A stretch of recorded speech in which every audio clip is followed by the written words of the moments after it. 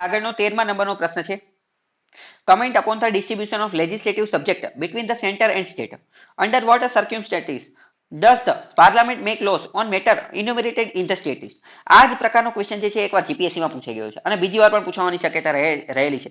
કેમ? કારણ કે જે પહેલી વાર પૂછાયું તો એમાં આનો ખાલી થોડોક પાર્ટ જે છે એ જ લીધેલો હતો, જ્યારે આ આખો ક્વેશ્ચન આમ નામ જે છે પૂછવાની શક્યતા રહેલી છે. શું કહે છે? કમેન્ટ એટલે કે ચર્ચા કરો. Distribution of legislative subject between the centre and state. કેન્દ્ર અને રાજ્યની વચ્ચે જે સત્તાનું વહેંચણી થયેલી છે, કોની કઈ સત્તાની? તો કે લેજિસ્લેટિવ સબ્જેક્ટ, કાયદાકીય વિષયોની જે વહેંચણી થયેલી છે એની ઉપર ચર્ચા કરો. અંડર વોટ સર્કમસ્ટેન્સીસ, કઈ પરિસ્થિતિની અંદર સંસદ જે છે એ રાજ્ય યાદીના જે વિષયો જે છે એની ઉપર કાયદો બનાવી શકે છે. તો આનું આપણે લખવાનું. આ ક્વેશ્ચન પણ એવો છે કે જેમાં બોડી પાર્ટ જે છે ને, બોડી પાર્ટ એ અત્યંત મહત્વનો રોલ અદા કરે છે. આની અંદર ઇન્ટ્રોડક્શન એટલું આપણે કોઈ ખતરનાક લેવલનું આપી ન શકીએ, અને ઇન્ટ્રોડક્શન આપવું હોય તો વધીને એક લાઈનનું આપી શકીએ, બીજું કોઈ આપી ન શકીએ. કેમ? કારણ કે આ બધાની અંદર બોડી પાર્ટ એમાં આપણે વધારે લખવું પડે. બોડી પાર્ટ જે છે એની અંદર વધુ લખીએ તો જ આપણે ન્યાય આપી શકીએ. આ એક રીતે બધું આ બધા ક્વેશ્ચન કેવા છે કે ગણિતની અંદર જે થિયરમ પૂછાતી હોય ને, જે પ્રમેય પૂછાતા હોય ને, એ બધા પ્રકારના ફેક્ચ્યુઅલ લેવલના કે જેમાં ફેક્ટ આપેલા છે તો એ જ બધા ફેક્ટ લખવા પડે, બીજું આમાં કઈ વધારાનું આવે. ડાયરેક્ટ આપણે આન્સરની અંદર ઘૂસીએ તો આર્ટિકલ 245 255 એટલે કે અનુચ્છેદ 245 થી તો 255 ની લઈને ભારતના બંધારણનો જે ભાગ 11 જે છે, ભાગ 11 ની અંદર બંધારણની અંદર ધારાકીય બાબતો જે છે, ધારાકીય સંબંધો, કેન્દ્ર અને રાજ્ય વચ્ચેના જે ધારાકીય સંબંધો જે છે એ આપેલા છે. ભાગ 11 ની અંદર કેન્દ્ર અને રાજ્ય વચ્ચેના ધારાકીય સંબંધો આપેલા છે. The division of legislative power is done with respect to both the territory and subject of legislation and is contained in the threefold distribution of legislative subject. આને જે છે એ ત્રણ બાબતોની અંદર વિભાજિત કરવામાં આવે છે. કેન્દ્ર અને રાજ્યના જે ધારાકીય સંબંધો જે છે એને ત્રણ બાબતની અંદર વિભાજિત કરવામાં આવે છે, જે 7મી અનુસૂચિમાં લખેલા છે, કેન્દ્ર યાદી, રાજ્ય યાદી અને સમવર્તી યાદીની અંદર. The parliament has exclusive power to make law with respect to matter enumerated in the union list. જે યુનિયન લિસ્ટ કેન્દ્ર યાદીમાં જે વસ્તુ આપેલી છે એની અંદર એક્સક્લુઝિવ પાવર, માત્ર અને માત્ર પાવર, સત્તા કોની છે કાયદા બનાવવાની? તો કે માત્ર અને માત્ર સંસદની સત્તા છે.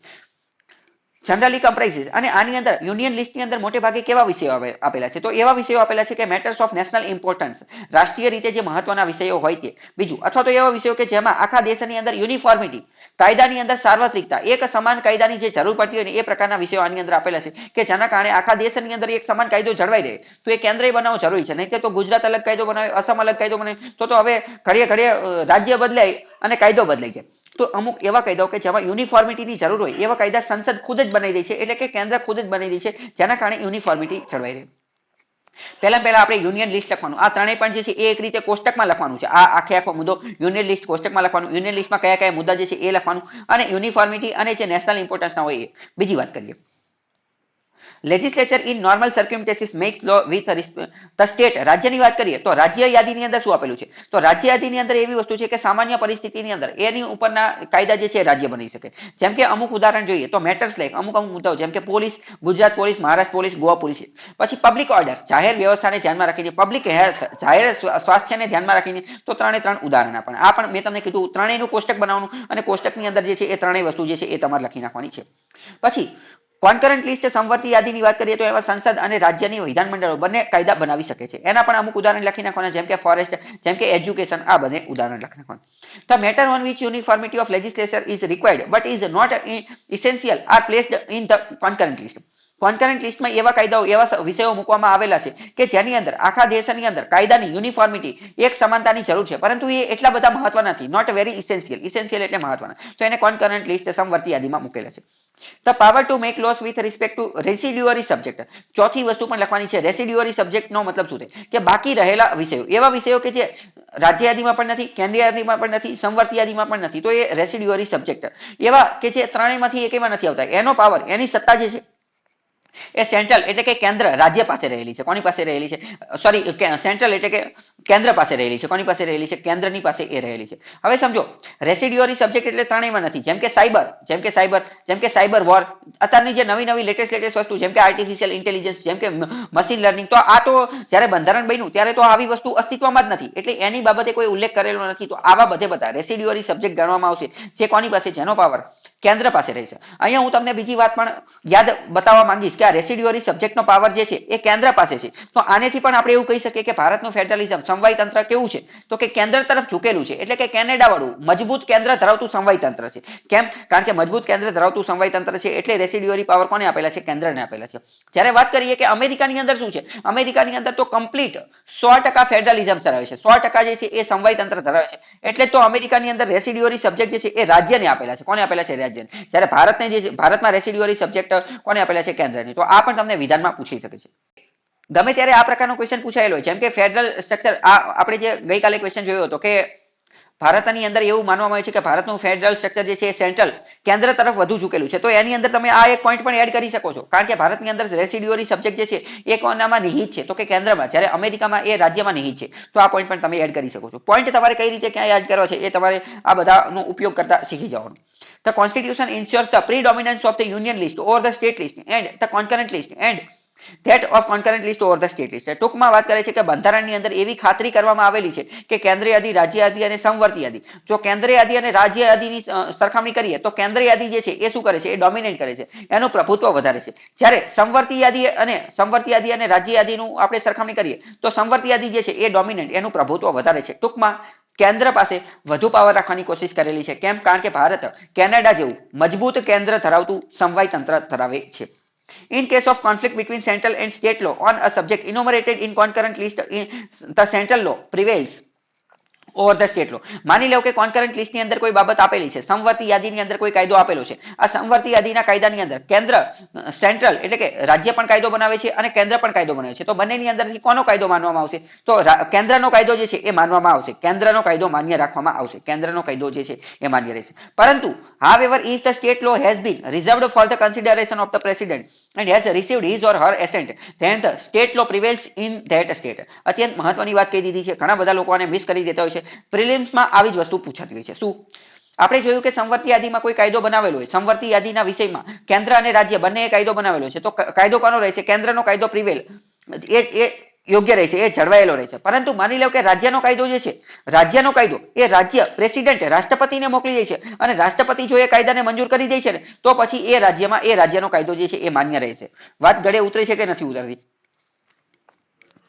હા, ફરીથી એકવાર કહી દઉં કે શું કહેવા માંગે છે કે જો સમવર્તી યાદીની અંદર કોઈ કાયદો આપેલો છે, સમવર્તી યાદીની અંદર કોઈ વિષય આપેલો છે, તો એની અંદર માની લો કે રાજ્યએ કાયદો બનાવી દીધો અને કેન્દ્રએ પણ કાયદો બનાવી દીધો છે. તો હકીકતમાં કેન્દ્રનો કાયદો સર્વોપરી રહેવો જોઈએ. પરંતુ માની લો કે રાજ્યનો કાયદો જે છે એ સર્વોપરી રાખવો છે, તો એવા કેસમાં રાજ્યએ શું કરવું પડે? એવા કેસમાં રાજ્યએ પ્રેસિડેન્ટ, રાષ્ટ્રપતિની મંજૂરી લેવી પડે. રાષ્ટ્રપતિની મંજૂરી લેવી પડે. આ જ પ્રશ્ન જે છે એ પ્રિલિમ્સમાં એવી રીતે પણ પૂછાઈ શકે છે કે જો સમવર્તી યાદીના વિષય ઉપર કેન્દ્ર અને રાજ્ય બંને કાયદો બનાવે અને જો રાજ્યનો કાયદો જે છે એ તે રાજ્યમાં લાગુ પડે એવું કરવું હોય તો શું કરવું પડે? તો રાષ્ટ્રપતિની મંજૂરી જરૂરી પડે. રાષ્ટ્રપતિની એસેન્ટ, એની સહમતિ, એની મંજૂરી જે છે એ જરૂર પડે.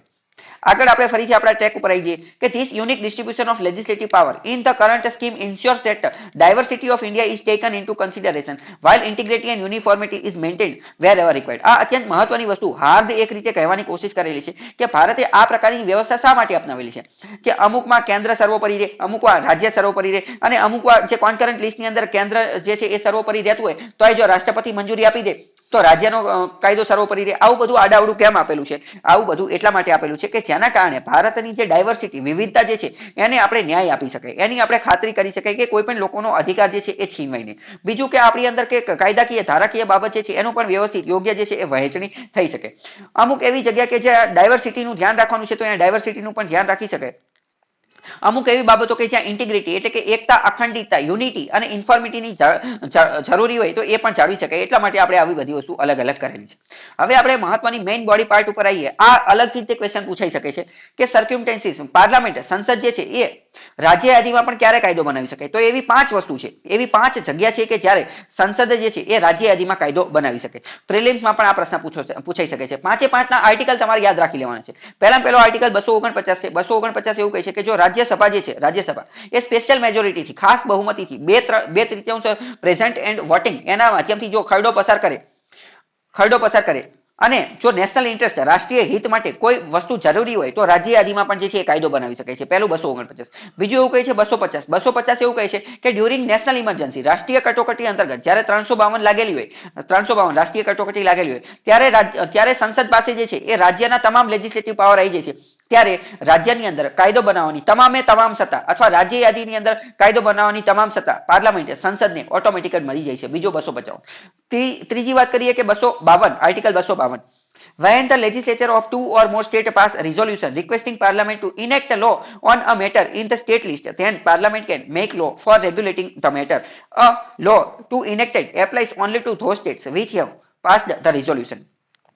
252 એવું કહે છે કે બે અથવા બે કરતા વધુ રાજ્યો જો સંસદને એવી રિક્વેસ્ટ એવી વિનંતી કરે છે કે તમે સંવર્તી યાદીની અંદર અથવા રાજ્ય યાદીની અંદર આપેલા કોઈ વિષય ઉપર કાયદો બનાવો તો કેન્દ્ર જે છે એ એની ઉપર કાયદો બનાવી શકે છે. કેન્દ્ર એની ઉપર ફોર એક્ઝામ્પલ ગુજરાત અને મહારાષ્ટ્ર જે છે એ વાત કરે કે કોઈ રાજ્ય યાદીની કોઈ વિષય જે છે તો એની ઉપર તમે સંસદ તમે છો તો તમે અમને કાયદો બનાવી દો તો એ કાયદો બનાવી શકે છે. પરંતુ એ પ્રકારનો કાયદો જે છે એ ખાલી ગુજરાત અને મહારાષ્ટ્રમાં જ લાગુ પડશે, આખા ભારતમાં લાગુ પડશે નહીં. પહેલી વસ્તુ આ.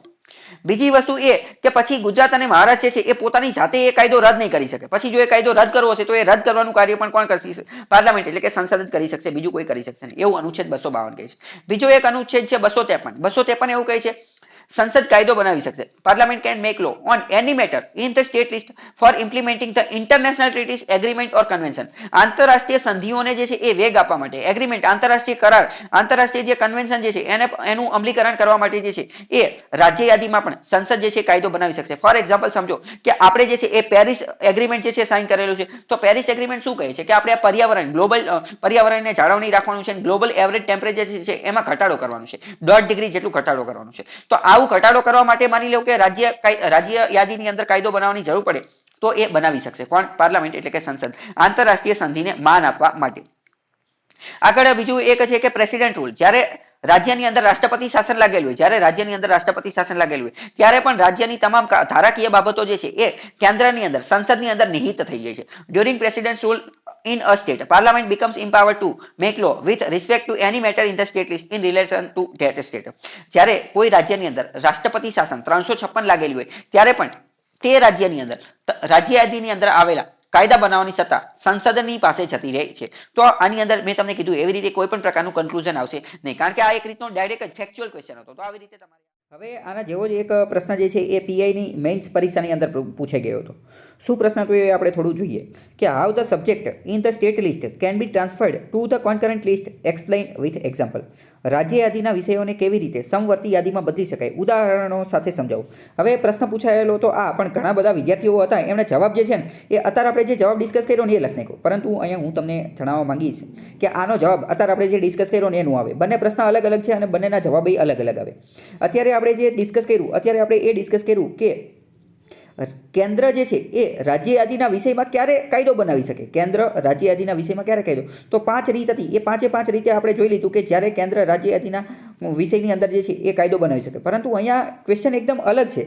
ઘણા બધા બુદ્ધિના બારદાનો અથવા અકલના ઓથમીર એ આ લખીને આવી ગયા હતા, બરાબર. એટલે આમાં એવું ન હોય કે જે આપણને આવડતું હોય એ લખવાનું, એવું ન હોય જે પૂછેલું હોય ને એ લખવાનું હોય, પછી કે માર્ક આવતા નથી. તો આમાં પ્રશ્નની ડિમાન્ડ જે છે એકદમ અલગ છે. ડિમાન્ડ શું કહે છે કે how the subject in the state list can be transferred to the concurrent list.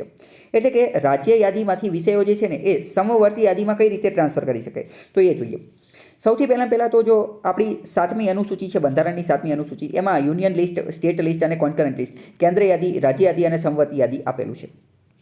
તો હવે જો રાજ્ય યાદીમાંથી કોઈ લિસ્ટ જે છે, કોઈ વસ્તુ, કોઈ વિષય જે છે એને કોન્કરન્ટ લિસ્ટ સમવર્તી યાદીમાં નાખવું છે તો એની માટે પહેલાં તો એક વિધિ કરવી પડે. એ વિધિને કહેવાય CAA. CAA એટલે કે કોન્સ્ટિટ્યુશન અમેન્ડમેન્ટ એક્ટ, એટલે કે બંધારણીય સુધારો કરવો પડે. પહેલાં જો આનો એક જ શબ્દમાં જવાબ આપવો હોય કે કેવી રીતે આ વિષયો જે છે એને રાજ્ય યાદીમાંથી સમવર્તી યાદીમાં ફેરવી શકાય તો ભાઈ બંધારણીય સુધારો કરી અને ફેરવી શકાય. બંધારણીય સુધારો કરી નાખજો એટલે ફરી જશે. પહેલું તો આનો એક જ લીટીમાં જવાબ આવી જાય. પરંતુ આ પ્રશ્ન 15 માર્કમાં પૂછેલો છે તો આ 15 માર્કનો જવાબ કંઈ એક લીટીમાં આપવાનો ન હોય, એક લીટીમાં ન આપવાનું. એટલે પહેલાં મેં તમને કીધું એવી રીતે ઇન્ટ્રોડક્શનમાં તમારે 7મી અનુસૂચિમાં 3 વિષય આપેલા છે એ લખવું પડે. બીજું તમારે એ લખવું પડે કે આવી વસ્તુ કરવી હોય એને તો બંધારણીય સુધારો કરવો પડે. પરંતુ બંધારણીય સુધારા તે 3 કે 4 અલગ અલગ રીતે થાય છે.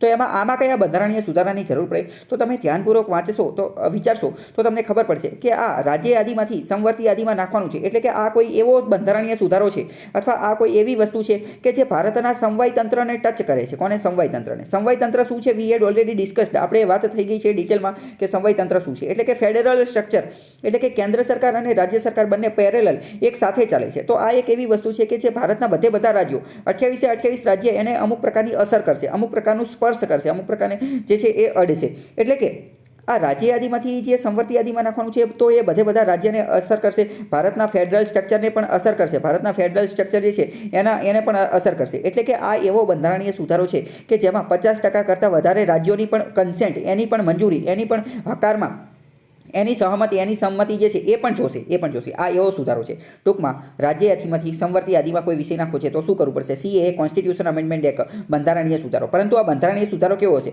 તો કે 2/3 પ્રેઝન્ટ એન્ડ વોટિંગ, એટલે કે લોકસભા અને રાજ્યસભા બંનેની અંદર, સંસદની અંદર 2/3 લોકો હાજર અને વોટિંગ જે છે એ એટલી બહુમતીથી એ પસાર થવું જોઈએ. અને એટલી બહુમતીથી એ ખરડો પસાર થઈ જાય પછી એને બધા રાજ્ય પાસે મોકલવાનો અને 50% કરતાં વધારે રાજ્યની સહમતિ કરવાની. અને જો 50% કરતાં વધારે રાજ્યો એને સહમતિ આપી દે તો પછી એ બધા વિષયો, જેટલા વિષયોનો એ ખરડો હોય એ વિષયો રાજ્ય યાદીમાંથી સમવર્તી યાદીમાં જતા રહે.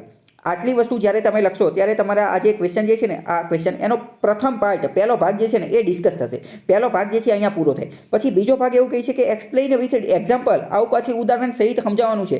ઉદાહરણ આના આપવાના છે. તો તમને પ્રશ્ન થાય, વિચાર થાય કે આ ભાઈ આવા તો કયા ઉદાહરણ આપવાના? એટલે ઉદાહરણ એ આપવાના છે કે શું અત્યાર સુધીના ઇતિહાસની અંદર 1950માં આપણું બંધારણ બન્યું, અત્યારે 2022ની અંદર જેવી છે, તો શું અત્યાર સુધીમાં ક્યારેય એવી ઘટના ઘટેલી છે કે જ્યારે રાજ્ય યાદીમાંથી સમવર્તી યાદીમાં આ વિષયો નાખ્યા હોય? શું આવું કે ક્યારેય બનેલું છે? તો કે હા, બનેલું છે. તમે કદાચ વાંચેલું હોય અને ન વાંચેલું હોય તો અત્યારે હું તમને કહી દઉં આવું બનેલું છે. ક્યારે બનેલું છે? તો કે 42માં બંધારણીય સુધારા અંતર્ગત આવું બનેલું છે. 42nd કોન્સ્ટિટ્યુશન અમેન્ડમેન્ટ એક્ટ 1976, 1976ની સાલ હતી. ઇમરજન્સી ચાલતી હતી. 42માં બંધારણીય સુધારો કરી નાખ્યો. ઇન્દિરા ગાંધીની સરકાર હતી, એમને આ સુધારો કરી નાખ્યો. અને 5 જેટલા વિષયો હતા, 5 જેટલા વિષયો કે જે રાજ્ય યાદીમાંથી ક્યાં ટ્રાન્સફર કરી દીધા? રાજ્ય યાદીમાંથી સમવર્તી યાદીમાં ટ્રાન્સફર કરી દીધા. તો આ ઉદાહરણ જે છે એ તમને આપવાનું કહે છે. અને 5 વિષયના નામ પણ તમારે લખવાના. એ 5 વિષય કયા હતા? તો પહેલો વિષય તો હતો વેઇટ એન્ડ મેઝર, એટલે કે જે આ લેખાજોખા, જે વજન ને એ બધું હોય એ. પછી બીજું હતું ફોરેસ્ટ, એટલે કે જંગલો. ત્રીજું હતું એન્વાયરમેન્ટ. પછી ચોથું હતું એજ્યુકેશન. પછી 5મું હતું કે જે જસ્ટિસ જે છે, ન્યાયિક પ્રક્રિયા જે છે. તો આ જે 5 વિષયો હતા, 5 વિષયો એ જે છે એ ક્યાં નાખી દીધા? તો કે રાજ્ય યાદીમાંથી કોન્કરન્ટ લિસ્ટ, એટલે કે સમવર્તી યાદીમાં નાખી દીધા. તો આ જે ઉદાહરણ આપવાનું કહે છે એમાં તમારા ઉદાહરણ આપવાનું. તો જ્યારે એ 1976માં 42માં સુધારો કર્યો ત્યારે શું કર્યું હતું? તો કે ત્યારે 2/3 લોકો જે છે એ પ્રેઝન્ટ એન્ડ વોટિંગ સંસદમાં એ રીતે પસાર કર્યું. અને આ ઉપરાંત 50% વધુ રાજ્યોએ પણ સહમતિ આપી. બરાબર ખ્યાલ આવ્યો કે આના આન્સરમાં તમારે શું લખવાનું છે? બાકી તમે અહીંયા પણ જોઈ શકો છો કે 1976-42માં બંધારણીય સુધારા અંતર્ગત શું નક્કી કરવામાં આવ્યું કે 7મી અનુસૂચિમાં સુધારો કરવામાં આવેલો હતો. અને સ્ટેટ લિસ્ટ, રાજ્ય યાદીમાં જે અમુક વિષયો જેમ કે એજ્યુકેશન એટલે કે શિક્ષણ, ફોરેસ્ટ એટલે કે જંગલ, wild life and bird protection એટલે કે વન્ય જીવો અને પશુ પંખીઓ એનું સંરક્ષણ, એડમિનિસ્ટ્રેશન ઓફ જસ્ટિસ એટલે કે ન્યાયનું વહીવટી તંત્ર, અને વેઇટ એન્ડ મેઝર, આ 5 વિષયો એવા હતા કે જેને સ્ટેટ લિસ્ટમાંથી, રાજ્ય યાદીમાંથી કાઢી ટ્રાન્સફર કરી અને કોન્કરન્ટ લિસ્ટ સમવર્તી યાદીમાં નાખી દીધા. આ 5 જે છે આ ઘણી બધી વાર અમુક રાજ્યોની PCS જે છે એમાં પ્રિલિમ્સની અંદર પણ પ્રશ્ન પૂછાયો છે કે 42માં બંધારણીય સુધારા અંતર્ગત કયો વિષય હતો કે જેને રાજ્ય યાદીમાંથી સમવર્તી યાદી નાખ્યો હોય અને આ 5 વિષય પણ આપેલો હોય? તો 5 વિષય તમને યાદ હોવો જોઈએ. તો મેં તમને સમજાવ્યું એવી રીતે આનો આન્સર જે છે શું આવશે? આન્સર આ મેં તમને કીધું એવી રીતે આવશે. બંને ક્વેશ્ચન અલગ છે અને 2 ક્વેશ્ચન મેં તમને એક સાથે ડિસ્કસ કરી દીધા. તો હવે તમને કન્ફ્યુઝ ન થવું જોઈએ કે કયાનો જવાબ કઈ રીતે લખવાનો.